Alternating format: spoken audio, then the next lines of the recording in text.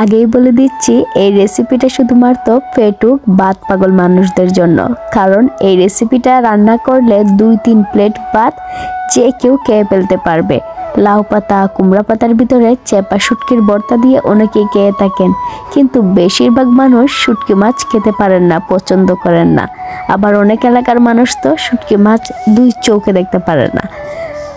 অ্যালার্জির জন্য অনেকেই বা হাই অ্যাসিডিটির জন্য অনেকেই শুটকি মাছ খেতে পারেন না। তাই আমি আজ ভিন্নভাবে লাউ পাতা রান্না করে দেখাচ্ছি। প্রথমে নরম দেখে লাউ পাতা বা কুমড়া পাতা ধুয়ে নিয়েছি। পরে একটা শিলপাটায় মসুর ডাল, পেঁয়াজ, লবণ, কাঁচামরিচ দিয়ে বেটে নিয়েছি।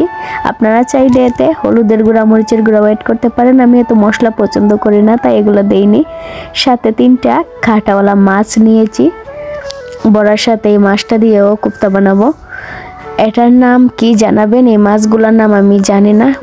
মাছগুলোকে চেঁচে থেতলে নিয়েছি। তারপর এক সাইড থেকে কেটে চেঁচা মাছের খাটা বের করে চামড়া আলাদা করে রাখলাম। খুব যত্ন করে মাছের ভিতরের অংশগুলো বের করতে হবে।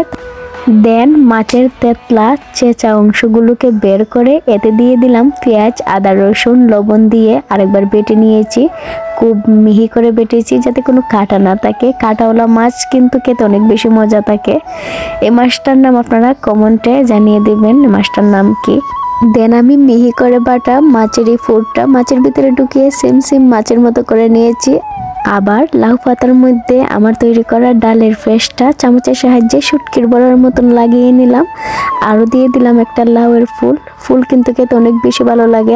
লাউয়ের ফুল আমরা ডিম দিয়েও ভাজি করে খাই। যাই হোক, আপনারা বুঝতেই পারছেন কিভাবে করেছি। ডালের পেস্টগুলো পাতায় লাগানো আমি সম্পূর্ণভাবে আপনাদের দেখাতে পারিনি, কারণ এই কাজটা 2 হাত দিয়ে করতে হয়। আমার এক হাতে মোবাইল দিয়ে ভিডিও করাটা একটু কষ্ট হচ্ছিল, তাই আমি ভিডিওটা করতে পারিনি। আপনারা বুঝে নেবেন। গরম গরম তেলে লো হিটে ভেজে নিলাম। আমার বড়া হয়ে গেল সুস্বাদু লাউ পাতার বড়া, মাছের কোফতা। এভাবে আপনারা গরম ভাতের সাথে খেতে পারেন। বিলিভ মি গাইস, আপনারা যদি এভাবে বড়া তৈরি করে খেতে পারেন একবার, তাহলে দেখবেন কখনোই শুটকির বড়া খাওয়ার ইচ্ছা হবে না। এটা অনেক বেশি স্বাস্থ্যকর আর সুস্বাদু। ধন্যবাদ সবাইকে কষ্ট করে ভিডিওটা দেখার জন্য। যদি ভিডিওটা ভালো লাগে আমার চ্যানেলটা সাবস্ক্রাইব করবেন। আর যদি ফেসবুক থেকে আপনারা ভিডিওটা দেখে থাকেন তাহলে ফলো দিয়ে পাশে থাকবেন, কমেন্ট করে যাবেন। বাই, আল্লাহ হাফেজ।